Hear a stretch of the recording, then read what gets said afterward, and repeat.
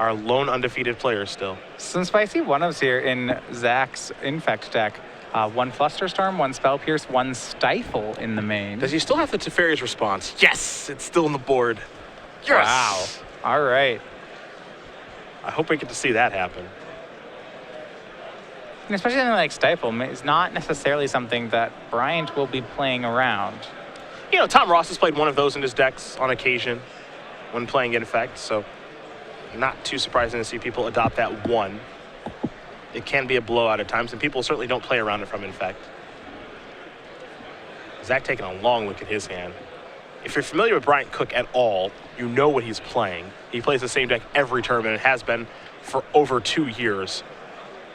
And Zach seems pretty sharp in Legacy. So I think he knows what he's up against. It's going to influence his mulligan decisions. Yeah, 2 people, artists of their own craft here.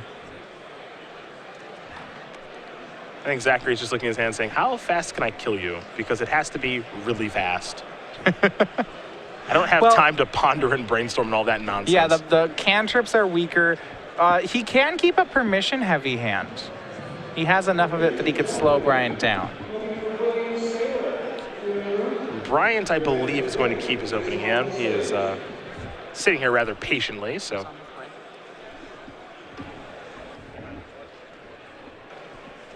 Zachary down to 6. Now, because of these matchups being as fast as they are, mulliganing is not as punishing here. Games will routinely end with one player having extra cards in their hand. More so, I guess, on the case of Zach. Bryant will use all his cards when he combos. But on Zach's side, yeah, I think it's once again a quality rather than quantity thing. Zach taking a mulligan again. He's on the play. He rolled an 11 during the die roll to Koch's 7. Right. So being on the play here does open the door to Zach racing. He's on average a turn slower than the Storm deck, somewhere around there. So when he's on the draw, I think he's much more inclined to keep the counterspell heavy hands. On the play, if he has a hand with multiple pump spells, he can forego counterspells to just try and race Bryant. There's still some risks that he'll be duressed and then his combo will be taken away. But a turn 2 or turn 3 kill from Zach when he's on the play may be enough to get the job done.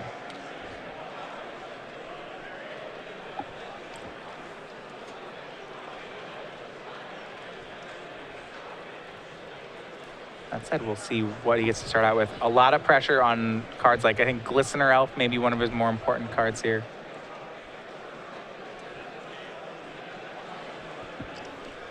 Zach will take a look at it.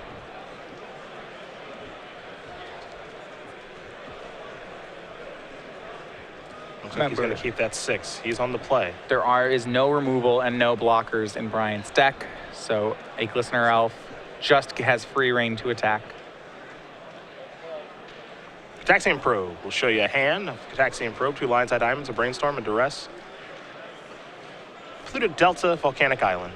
A reasonable hand from Bryant. So the 2 Lion's Eye Diamonds means he'll have plenty of mana when he finds his payoff spell, depending on what it is.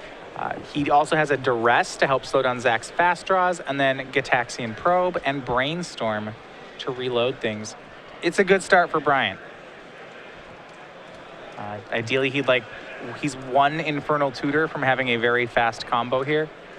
Yes, could have up to 7 mana on his first turn. That's enough to ad nauseum on turn 1, were he to say top deck Infernal Tutor. Glistener Elf for Zachary, and we're going to head Bryant's way. Or excuse me, Noble Hierarch. And look at the draw here from Zachary. I mean, if that was a Glistener Elf, we'd be looking at a possible turn 2 kill. Yes, we would be. This is still a strong mulligan from Zachary. 2 Invigorates, a Vines, and a Daze. Rite of Flame was one of the pickups for Bryant. More mana is always welcome, but it's not the thing he was short on right now. Volcanic Island is where Bryant will start. We'll go back Zachary's way.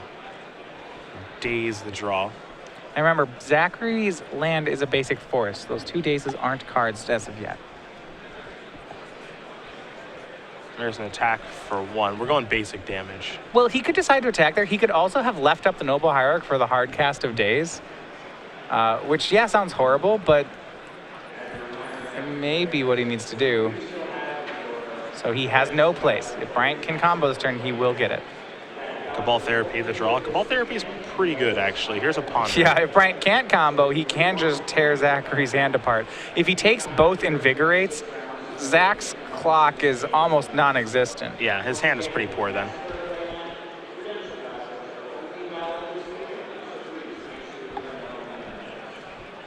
Yeah, Zachary kept his hand on the upside that if he drew an Infector, this hand could have been a turn 2 kill. As it is, it didn't pay off, and that may cost him the first game. Pluto Delta going to be sacrificed here by Bryant. He'll search up an Underground Sea. And I believe the Invigorates will hit the bin right now. Yeah, it's either time for, I mean, it's definitely time for a discard spell. Yeah, I mean, if Bryant really feels confident, there's no Infector in play yet, he could just take the Dazes. Yeah. And yeah, I actually like taking the Dazes here because those green cards don't matter. Yeah, I mean, the danger is if Zachary draws an island, then he can cast both Dazes, which he did do. Yeah. Picked up a copy of Verdant Catacombs, which can turn into a tropical island. But here, when you're Bryant, you know every card in your opponent's hand, 2 Invigorates and a Defiance of Asphodel, so you have to play it around nothing. And if you draw Infernal Tutor or Burning Wish, the game is probably over. Well, what I think happens, and this hurts, is that I think Zachary vines with kickers his Hierarch and swings. Deal some damage. Well, because it's a 4-mana pump spell with Exalted, so then if Zachary draws another land, he can start hard casting the Invigorates, and it is a 3-turn clock. It's a really ugly 3-turn clock. And we talked about this before with Storm as well. Zachary getting in any incidental damage that he can will hurt an ad nauseum that Bryant may have. So by putting him at 9, you're forcing Bryant to maybe go for a Past in Flames style kill. Here's a Ponder for Bryant. Take a look at a couple of them. Another Lion's Eye Diamond, a Duress in there, a Lotus Petal 2. Don't think that's what the doctor ordered, so he's going to shuffle. A mystery card coming. Yeah, he's looking for that payoff. Something, yeah, Infernal Tutor would be great. Burning Wish would be great.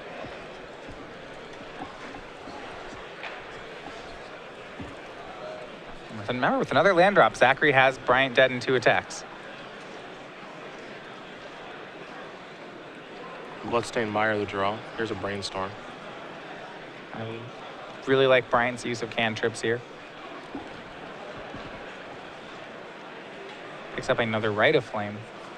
Yeah, no shortage of mana. Just needs the payoff. Right, so if he finds something like a Burning Wish, he can make a ton of mana. Burning Wish for Past in Flames, get even more mana, go to town. He may have enough rituals that he could just Burning Wish for Tendrils and Tendrils. He may have a high enough Storm for that. 2 cards have gone back from Brainstorm. I think we'll see the Bloodstained Mire here in just a second. Yep. That'll allow him to shuffle away the nonsense, go down to 8. Remember, Invigorate, not a free pump spell if you're dealing regular damage, which is what Zachary's doing. His hand is 2 Invigorates. Ah, the Storm counter. That's horrible news. And it's a Rite of Flame. It's go time. What is the card that Bryant found? Here's a Rite of Flame, another Rite of Flame. Lion's Eye Diamond times 2. Empty the Warrens. Sure. Probably plenty fine. Well, if Zachary's trying to kill him with regular damage, this is this is going to do quite a job of blocking things. For Zachary right now, he needs to draw exactly Blighted Agent. Well, excuse me, Blighted Agent or Inkmoth Nexus. Right, so it puts pressure on Zachary to draw one of those 2 cards. Bryant, despite using his whole hand... Oh, never mind. Oh, right. Sacks a Goblin to the Therapy. Yeah, never mind. Name Invigorate. Okay. For Bryant, all it takes is still now for him to find 1 Infernal Tutor or 1 Burning Wish. He still gets to combo, but he's bought himself just a slew of turns. Well, I mean, for me, for what Bryant did, he did combo. He doesn't need to draw anything else to win the game. He's got 11 creatures on the battlefield. It's 2 attacks. Sure. So able to take care of the Invigorates. Here come 11 goblins. 13, I believe. Oh, excuse me, 13. Yeah, Zachary down to 4. A Lotus Petal. You draw a Burning Wish and Infernal Tutor? Sure. Sure, and this should be enough for him to... He can Infernal Tutor for Burning Wish for Tendrils. Yeah. Yep.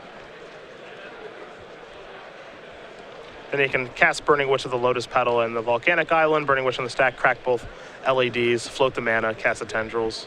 Exactly. And that's what he's going to do. Third Storm, yep, but down the stack, he'll make 6 mana.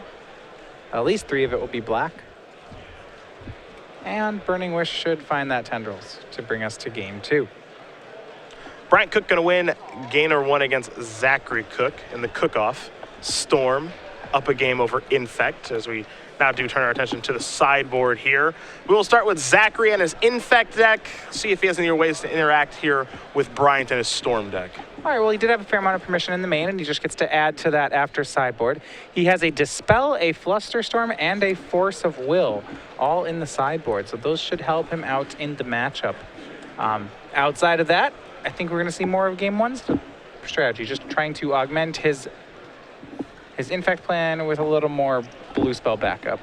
Other side of things here for Bryant Koch, he's got a Burning Wish package in his sideboard that we're pretty familiar with at this point, especially if you watch the deck tech from yesterday on our coverage page. The Void Snare, the Pass and Flames, the Empty the Warrens, the Tendrils of Agony, a Massacre, Dark Petition. He's also got 3 Abrupt Decays, 3 Xantid Swarms, 2 Chain of Vapors, and then a Bayou.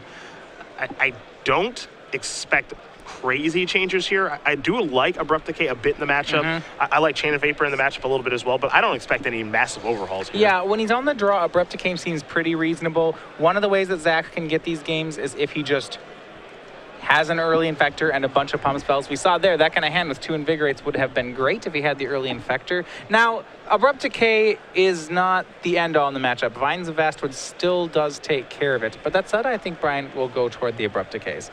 Anything else, like Xantid Swarms or Chain of Vapors, I don't know if I see them happening as much. Yeah, I don't see a huge need for any major overhauls here for Bryant. So I don't expect much sideboarding here from really either player, and game number 2 will be underway shortly. But in the meantime, we will talk about the Star City Games Summer Sale.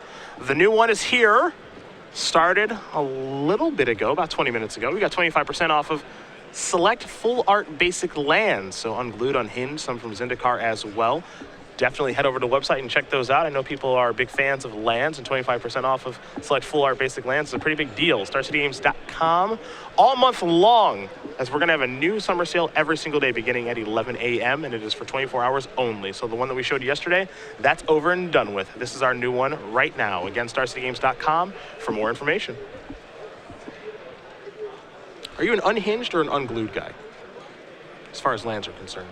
I usually just play beat up lands from whatever core set I drafted recently. Tell me you're not serious. No, I actually do that one. God. Sometimes they match. Like 3 of them might match. How are you this way? You don't care about what lands you play? It actually came from a thing where during playtesting, I would proxy an entire deck because we proxied a lot of decks. But then I would actually keep the basic lands. I would use real basic lands because I just had a stock of basic lands. Okay. And then I kind of just came to think that when I would actually then switch over and decide what deck I wanted to play at a PT or at a big event and switch over to the real deck, I kind of thought it was a fitting thing where whatever like basic lands I'd used for playtesting, I'd actually use those lands for the actual deck. And then I would replace all the proxies with the real cards. All right, what you're saying makes sense. It was kind of a symbolic thing. I thought it was nice. I don't approve, but what you're saying makes sense. Just to beat up old junkers? I mean, sometimes it depends on whatever I grabbed when I made the proxy deck. If they were nice lands, which I usually didn't do, but sometimes might have accidentally done, then that's what we'd use. Like, I assumed that, you had like some really nice lands for like your Scape Shift deck or like those your high don't play type decks. Yeah. I mean, like a couple basics. I mean, like in my Amulet deck, almost all the lands are foiled. Okay, But the forest is junk. It's only one. You don't have like one really nice forest that you're really proud of to search for? I think it's a basic Japanese one from I don't remember what set it's from. Nothing notable. This is a lot for me to take in. I'm really big on what lands I play. It's super important to me. I should probably be more focused on, like It's like winning. it's like saying your lands have battle scars, saying like it made it through the proxying and like the playtesting, and now it earns the right to be in your deck. They're ready for the big show. Yeah. Okay. I've not heard this thought process, but for what it's worth, I can understand it. It's not. I'm not just trolling my opponent. How's that? We're not right. just playing ugly things to piss off people. Okay, I kind of wish you were. That I'm makes it not more above fun. doing that. That's a different statement. Bryant is going to take a mulligan. It looks like Zachary is happy with his 7. I'm a big fan of unhinged lands. Actually, the interesting one is I play really nice lands in limited. So I went through all the different arts and just ordered, found out what my favorite art ever printed for each basic was. I meant it had to be new card face. Okay. And then I, ordered 50 of each of them, and I just always play with matching art for my limited decks. So it's like the cloud planes from Kamigawa. There's one that was like the suns behind the clouds. It's a John Avon island. I don't know. I can tell you the arts for each of them, but yeah. Okay. See, I had a feel. Everyone has it in them with the lands that they play. They're very specific on which ones that they like. Yeah. They're from different sets. I was just like, these are the ones I thought were the prettiest. Bryant is going to take a mulligan down to 5 now in the cook-off. It's kind of catchy, isn't it? It's growing on me. There are some cook puns to be had here. I'm typically not. I'm not the type to really be doing puns. It's not really my thing. I like to kind of reference obscure things and see if people get it at home. Got 2 cooks. See who has the better brew here. See, yep. Yeah. That's not me. That's you can have that. That's not me. But cook-off is kind of fun to say. Yeah. Well, anyway, Storm seems like a recipe for success today. I hate everything right now.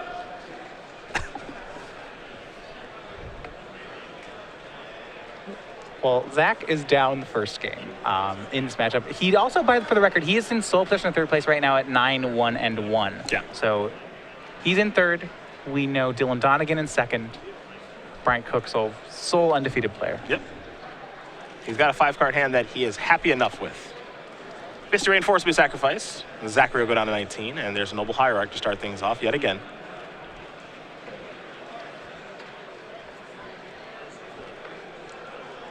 Bryant will take a draw step. Has a copy of Duress in hand, also a Xantid Swarm over there. All right, so he has gone to the Xantid Swarm on the sideboard as well. Here's Gataxian Probe. Let's see that hand, Zachary. Yeah. Is it fast or is it controlling a little bit of each? Yeah, you got an Invigorate, a Brainstorm, a Flusterstorm, along with the Verdant Catacombs and a Wooded Foothills. So it is definitely somewhere in between. For an Infect deck, Zach has had very few creatures with the ability Infect in these games. By that, I mean he hasn't found one either time. That's what that Brainstorm is going to have to do now. Yeah, I mean, basically, that's one of the many reasons Brainstorm's an excellent card. One of the reasons Brian's just going to take it here is that when you see hands like, hey, turn 1 Noble Hierarch, Brainstorm, fetch land, and I don't care what else. Yeah, seems like a keeper. So a key duress there from Bryant. Noble Hierarch's going to come across for 1. Zachary with just a Verdant Catacombs and a passing the turn. Bryant will take a draw step. All he can do is pass the turn back. Wooded Foothills in for 1 yet again is Zachary. And you could say Bryant is mana screwed, but at the same time, that's just not how Storm works. Here's Cabal Therapy. Yep, this will force a counterspell from Zach. Probably just the Flusterstorm, because Bryant will name Flusterstorm if it resolves. Yeah, I think Bryant has a lot more interest in naming Flusterstorm than any pump spells. So, yep, Flusterstorm will take care of that. And I mean, what this is going to do is it hides Zach's hand. Yeah, and Zach actually has drawn a Dispel since then, so it's a pretty relevant hand to hide. Another attack for 1. I think Zachary picked up a copy of Glistener Elf. Oh, wow. Creatures with Infect. What a treat. Turns out he does play them. All Bryant can do is pass the turn back. Now, this will hit for 2 Infect a turn plus that Invigorate, and maybe he has a second one. Or I think he might have a Berserk. Berserk, yeah. That works just fine. That's 10. Yep. Zachary Koch going to win game number 2 here over Bryant Koch in the cook-off Infect and Storm getting ready for game number 3. See, now I'm trying to think of cook-off type things to say. Yeah, you're gonna go for it. Yeah. You're gonna go, all right. The word simmering is in my head right now, and there's, I'm really reaching here. I can really feel it. So I guess in the meantime, we'll talk about the Star City Games YouTube page, where you'll be able to find a replay of Matthias and I talking about the cook-off. You can watch the cook-off replay and versus Series Archives, Premium Archives, Open Series Archives, like this fantastic match we're watching, and specific content simply for our YouTube page, like the unboxings with Evan Irwin, Chris Van Meter, Brian Braun-Duin, and much more. YouTube.com/Star City Games video. Free to subscribe, watch as much as you'd like, and be one of over 60,000 subscribers to our YouTube page. Again, youtube.com/Star City Games video.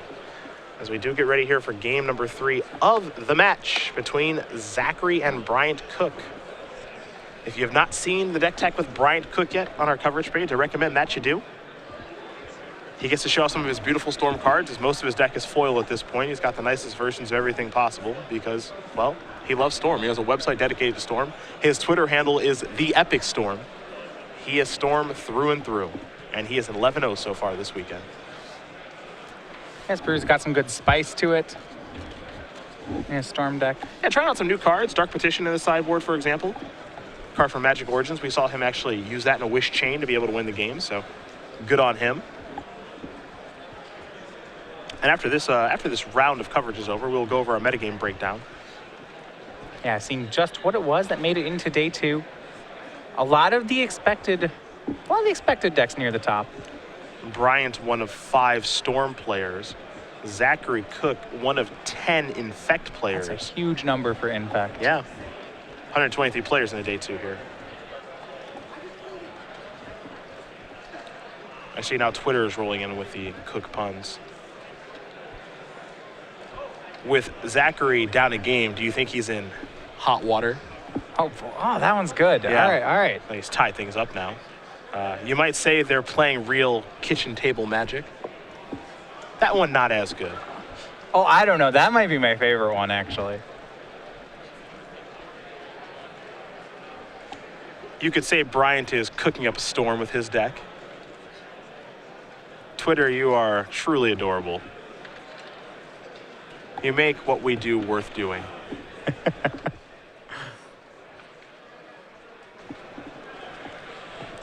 Zachary's going to take a mulligan this time.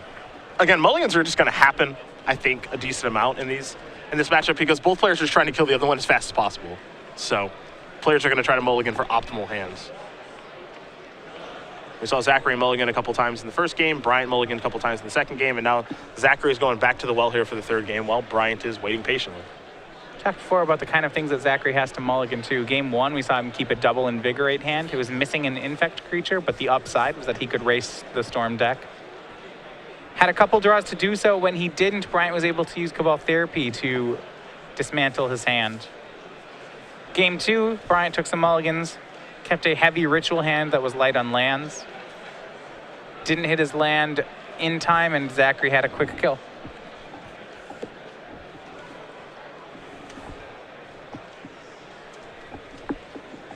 Bryant will be back on the play for game 3, though. Play draw from Bryant's side doesn't seem to matter as much in this matchup. It really seems like the reason Bryant would want to be on the play is that means Zachary isn't. Yeah. Bryant's hands will be about, their speed is about the same regardless on player draw. But because Zachary's the slower deck, he needs that extra tempo. 6 cards here for Zachary. We'll see if he can find a 6 that he likes. There's at least one land over there in Tropical Island. Force of Will in hand, too. He'll keep it. We're underway. It's an Underground Sea. There's a Brainstorm. And we've Thumbs up. seen Bryant do this before, the turn 1 main phase Brainstorm. When a Storm player is doing this, the general tell on this is that means there's a possibility that he has a turn 1 play. Yep. Not that he'll have to do it, because he was likely going to cash the cantrip anyway. But things can line up in a certain way. Right, it's worth doing. see ad nauseum and being put back. He has Infernal Tutor in hand. The thing about Bryant is he knows all the iterations with his deck, so he knows that if I brainstorm into these cards, I can kill you on turn 1, even possibly through a card like Force of Will.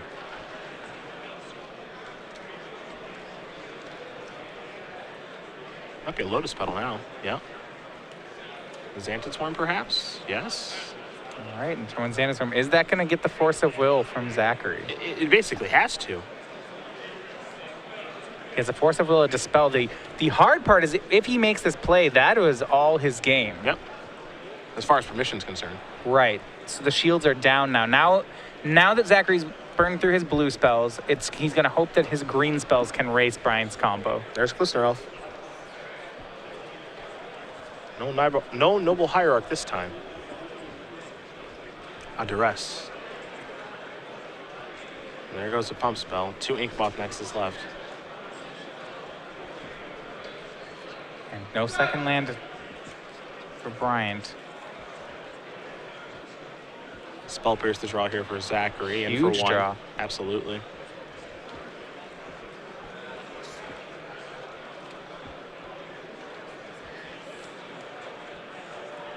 And these poison will add up relatively fast here. Zachary will be able to leave up the Spell Pierce. And we'll start hitting for 2 poison a turn. Chrome Mox. See where Zachary chooses to play the Spell Pierce. My guess would be the first Ritual is the correct play for this. Oftentimes it is. But he'll go a step further. He'll go for the Chrome Mox. Now, I don't know. It's an interesting play. I wouldn't have minded letting Bryant imprint something on the Chrome Mox. Make him lose 2 cards there.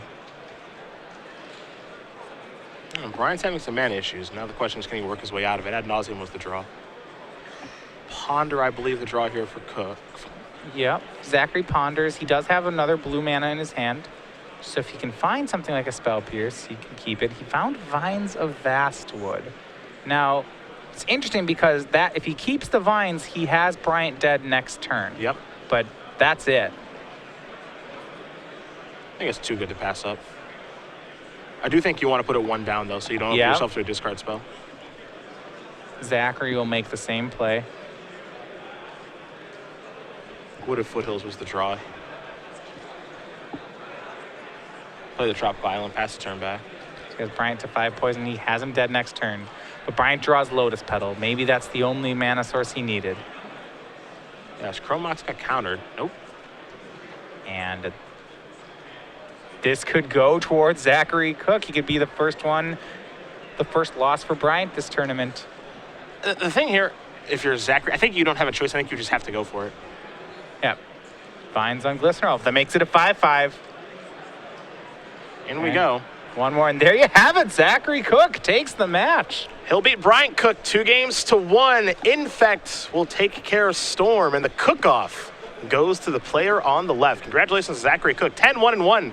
Now in our Legacy Open here from DC. Keep in mind, as we mentioned right at the top of the match, Zachary Koch has top 8 at both of our Legacy Opens this year with Infect, and he's looking to top 8 the 3rd one. He's 10-1-1 with 3 rounds left to go. He is in great shape to accomplish that goal. And for Bryant, moves down to 11-1. The 12th win should lock the top 8 for him, so he's going to have 3 more chances at that.